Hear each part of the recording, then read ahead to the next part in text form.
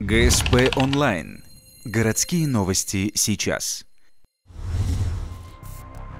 В Ухте расследуется уголовное дело в отношении девушки, упавшей с балкона 5-го этажа. 2 декабря 2014 года в одном из дворов по проспекту Ленина ее нашли случайные прохожие. В тяжелом состоянии 25-летняя горожанка была доставлена в больницу. Девушка пояснила, что ее выбросил с балкона сожитель. Пара регулярно ссорилась. Ревнивый мужчина обвинял женщину в неверности. В один из таких вечеров, перебрав с алкоголем, он пошел на крайние меры. Когда потерпевшая стояла на балконе, мужчина незаметно подошел, поднял ее за ноги и перебросил через перила.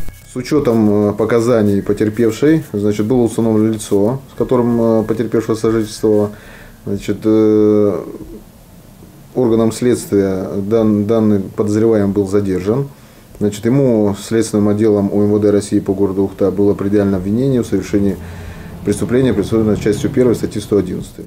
Подозреваемый 41-летний мужчина характеризуется посредственно, безработный, регулярно употребляет алкоголь. Ранее судим за кражи и преступления против личности, побои и серьезное хулиганство. Ввиду тяжести преступления и его общественной опасности мужчина помещен в СИЗО. Свою вину не признал. В данный момент следствие продолжается. Инкриминируемая ему статья предусматривает до 8 лет лишения свободы.